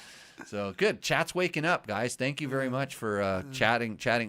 You know what you really should do is your friend that's always asking you motorcycle and motorcycle product related questions, you should send him to Tech Talk Taco Tuesday. Yeah. We have an archive of over 227 shows. You can watch some kid named Logan grow up. Yeah, pretty much. Why wouldn't he come tonight? What's he got a job? He's riding jet skis. Oh, really? Yeah. I didn't get an invite with hot chicks.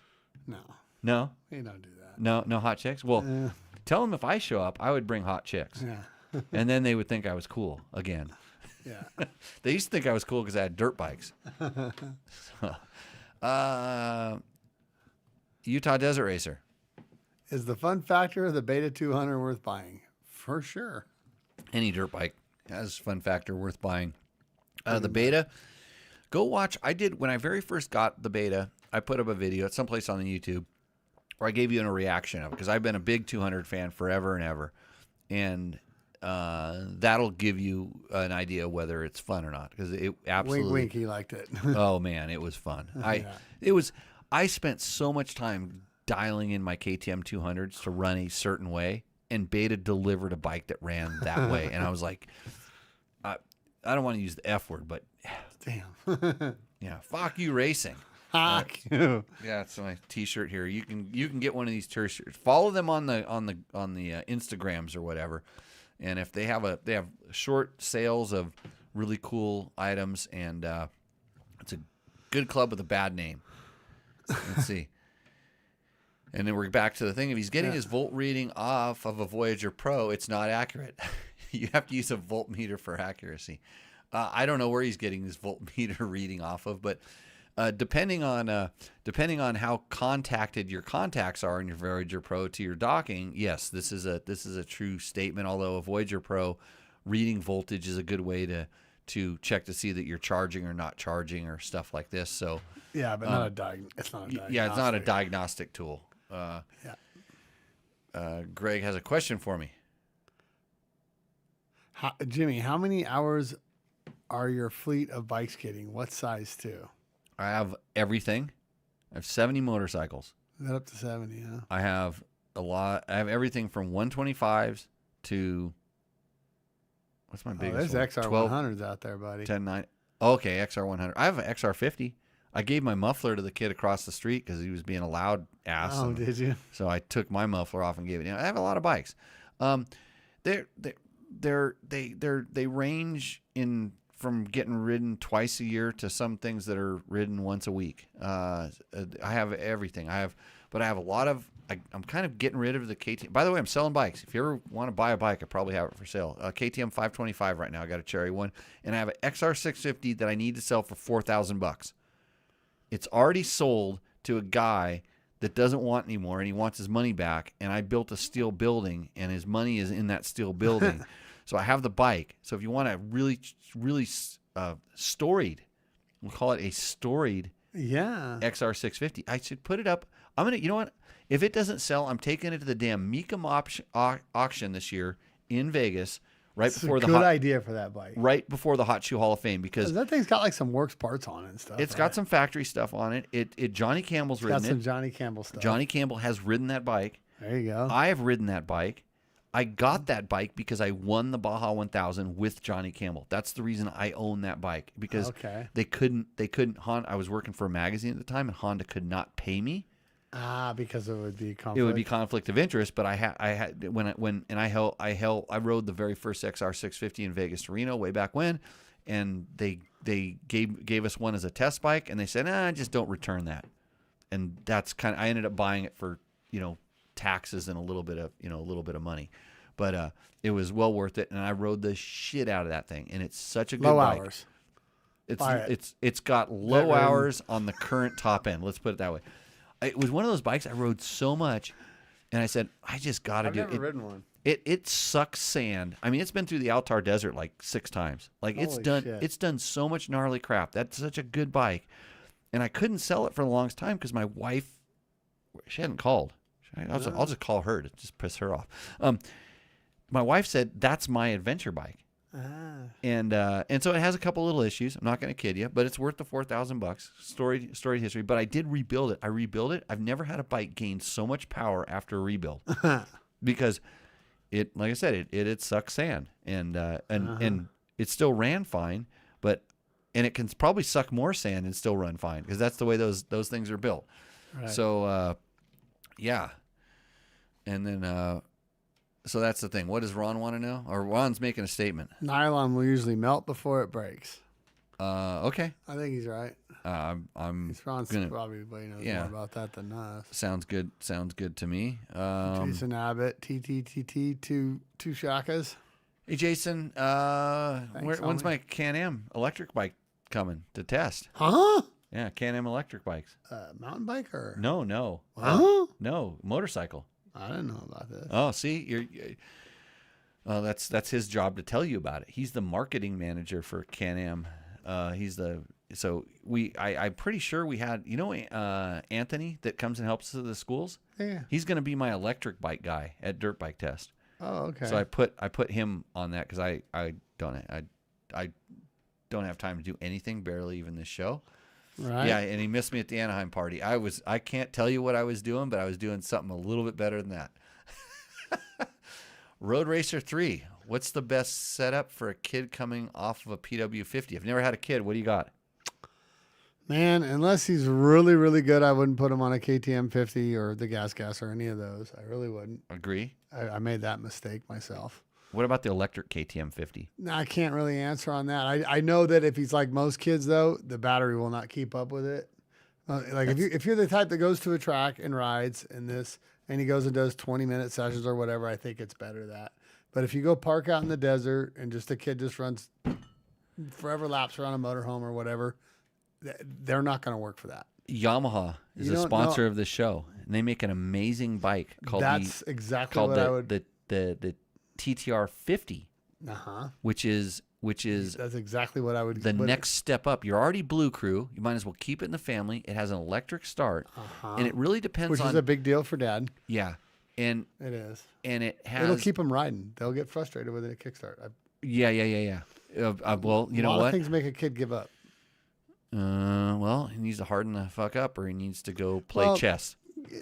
That happens at 8, 9, and 10, and things like that. But the 7, 8-year-olds, they don't know anything about how to hard yet. They just don't. I mean, they're out there, but the average one, I don't know what his kids does. But yeah, the TTR is a little bit bigger, a little bit heavier, electric start, and then you're shifting gears.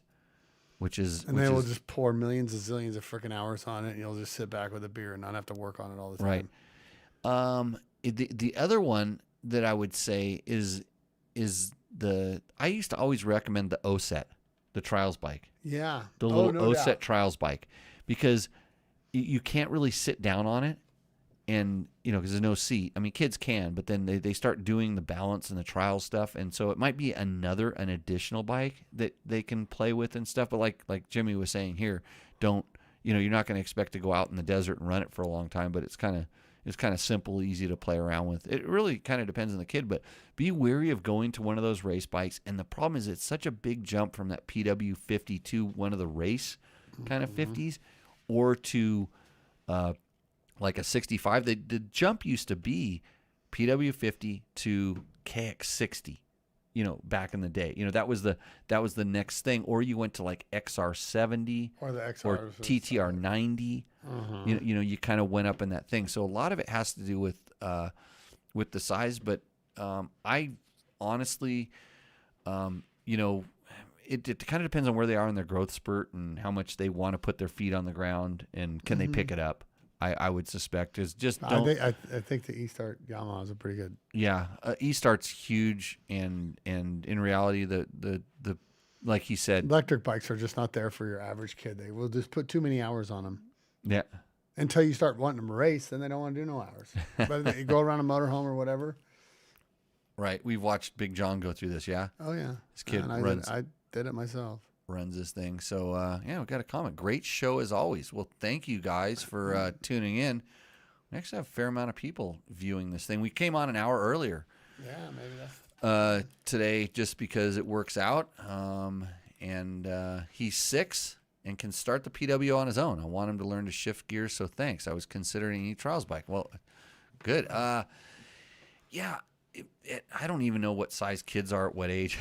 If he can start that PW, that don't mean he's going to be able to start an SX50. Yeah. And then if you want to learn how to tune, if you want to learn how, good, he can. Don't get me wrong. If you want to learn how to tune clutches, get you would get good at all that. Oh, forget it. Yeah, I hated it. So Johnny's got 4 of them just so he could get one going. Okay, Chris Alamangos. This Chris Alamangos, 7-time Australian motorcycle demolition derby champion. He showed up at the Costa Mesa Speedway. We lit him on fire. He made Larry Huffman stutter. He was so awesome. He's got a question. Them Australian dudes are so nice. I got invited to ride all the beta off-road motorcycles in the hot Texas forest. The 200 was taken all day, and I didn't need to ride it. How does it compare to the YZ125X? Well, there's no comparison to a YZ125X, Chris, as you know, because Yamaha is a sponsor of this show, and that bike just absolutely rips. But since it is a 200, it has way more torque. It has, in all honesty, it has a really similar power band, just more. It has just you're going down the right direction here. Now, careful with this one. It pours interesting. I'll give you the shot here. Jimmy's working on. He's going to hold it up when he gets done with his job. Yeah, we're going to sift her out here. But yeah, the beta is electric start too. Like I said, yeah, electric start's pretty nice. There's people wishing other people's Jimmy Tyler, happy birthday. Yeah, your birthday? Thanks, George. When's your birthday? September 1st, a couple days ago. Oh, sorry I missed it. I miss everybody's birthday, including my own. Ron said, kid wants to ride the JR50, but he has 7 and lots of hills here. The XR70 has barely enough reach. Uh-oh. Ron, is it your glasses or is it that wild turkey? XR70 can barely reach the pegs. If he is out on it and caught in the wild, he is done. Yeah. No, he's not done. He's going to learn how to survive, and that's a good thing. Yeah. Yeah. So, I would put an air tag on your kid. Yeah. Yeah. That'll solve all the problems. That's what I don't know. It's easy to buy kids too big of bikes. It's better to let them kind of, if it's one way or the other, let them kind of own a bike. I still ride 125 kids bikes. I mean, like TTR 125s and stuff. And it's easier to do the big one than it is to ride the one that's too big. And there's always, if you can start it, you can ride it, and then you can see how motivated. So what's the call on this? Oh my God, I lost it. This is some. Yeah, hold that thing up. Some more good. You gotta hold it up to the camera. I can't read a word on that. That's millet. Millet. There we go. So Sweet bottle. That's an interesting bottle. Yeah, this is always, until we had the Mexican one, this has always been my favorite, my go-to. This is it's a really good one. Thanks. I'm gonna make a run for a border on that. Thanks, Mexican Erica. Oh, really? Oh, you know how you're gonna get that?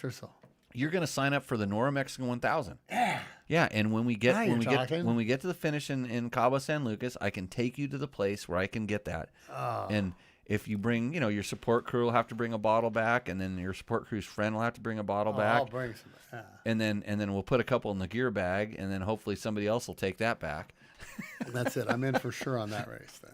So that sounds awesome. Okay, I'm just gonna have to voice text from now on because I can't see these little tiny buttons. Well, you should try running this show, Ron. In fact, looking for a producer that can show up here on random Tuesday nights and help us out with a tech talk. We're gonna do a quick thing through our comments here on the YouTube videos. Like I said, you can always comment on this video wherever you see it, and we do try to get you back. There was a good test. There was a good question on. Okay, here's something on our Rocky Mountain MC Lex exhaust review for KTM 300. And it says, how does the shape compare to stock? It's identical.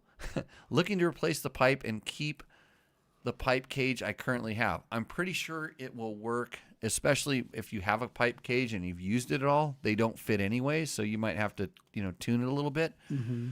But that's Adam Kindmond. Somebody's asking about our 24 Beta 300 RR review. Up in Air 4990 says, how would you say power-wise it stands up in a faster hair scrambles? I currently have a 19 KTM 300 XC. The Beta always felt like it had way more power than the KTMs. I mean, this is across the board, and in 24, it definitely still does. If you had a 2019 KTM and you rode a 24, you would say the 24 felt slow. I agree. So the Beta will feel faster. And power wise, if you're short on power on a 300, you just need to turn the throttle farther or let it rev more. So it's really not the bike, and that's even the KTM. Even the KTMs that feel slow are not slow. They just have a characteristic that I think that I think power wise it stands up just fine. You're not gonna. What do you think? What's up? Asks us on our 2024 25 KTM or no FMF KX450 Mega Bomb header. Yeah. Great detailed description. Think of test the full FMF exhaust with header or just adding that header bomb for some extra down low torque on my 22 FX350. Lots of hill climbs in British Columbia, Canada. What's up? Wow. What's up? I'm glad that you're reading our FMF KX450 review to decide what you're going to put on your 350. Your Husky FX350, I suspect. Lots of things, but the one thing that's consistent with the FMF Mega Bomb header bomb, he calls it the header bomb. Yeah. It heater bomb, really, he calls it, but heater bomb. It adds throttle response that you can feel. I know that it adds torque on a dyno. I don't know if you can feel that, but it definitely does help throttle response. And if you're have a 350 and you're wanting just to get these little advantages, that is one little advantage, and it will help since you have lots of hill climbs, wads. What happened to remember our guy? What was our guy in our other guy in Canada? I'm trying to remember. He was Zonk or Gronk. Yeah. Two-wheel Explorer. Talking about a Tenere 700 vlog. Suspension settings. I like the setting, but on dirt roads, I have the accelerating bumps, his horrible rear wheel bouncing around like a blown shock. How can I tighten this up? I have a stock rear shock with an 80 weight spring installed. What's an 80 weight spring? I don't know. Is that like 80 weight oil? I don't 80 know. weight spring. Yeah. This is why I love the comments on the Well, YouTubes. So I did a vlog. I have a Tenere vlog where I've done some updates on just different things you can do. What I did in my Tenere, what you can watch that since I do have your a Tenere. Yeah, you have a Tenere. We do. Tenerade. We went Tenere. When it cools down, we're going to do more Tenere. Lots more, yeah. Because I'm going to show you some sand washes that you want every ounce of that 700cc power. Those are so cool. It's kind of like that ride we did on the sand wash safari. It's kind of like that, but we're going to skip the crappy parts and only do the big wide open parts. Yeah. So I read this, and the first thing I go to is, what's your tire pressure? See, he's asking about something, and I know, and I don't know how I know this. I just know he's running 35 psi in his tires, not 27 or 24, which is kind of, I'm generally 27 for safety all the way around on adventure bikes, but I do go to 24 if I want to do this. And so what he's talking about. Never go Mousses on them? No, I mean, I might run one on the front on an adventure bike. You know, if it was a brand new one in the front and it was big enough for the front tire, I might, but usually not. Like I said, I've had good success with tools. What is Mr. Grand Wazoo tell Drink us? a beer, you fools. Right. He's talking to minors. No, just kidding. He's talking about Trevor. I got to see who Mr. Grand Wazoo is. What are his videos? He's into some weird stuff, bro. His doggy got caught cheating on buckwheat, and he's got some dolls. Little dolls, bro. Oh, boy. Not good. Close that. Well, what's he doing watching my channel? Let's see. Okay. Palm M7732 says, what kind of KTM bikes are y'all talking about? we talk about them all. I don't know, yeah. We talk about them all, Palm. I'm going to look at his channel. Paul M. Oh, he's a vintage. Has Got a vintage dirt bike on there with the numbers on it. Yeah, has no videos on his channel. Uploads. Here we go. Specialized Big Hit FSR. Holy craps. I have such PTSD from head shakes incidents that I could never let go at 91 miles an hour. The beta must be pretty stable. I think he's referring to, I think I did a full speed run on the dry lake bed, and I did it one-handed holding the GoPro I got you. on the a I Beta think I had 300? I think I had a Voyager on it at the time, but yeah. So let me tell you, there is a pucker factor that you go well past on me then.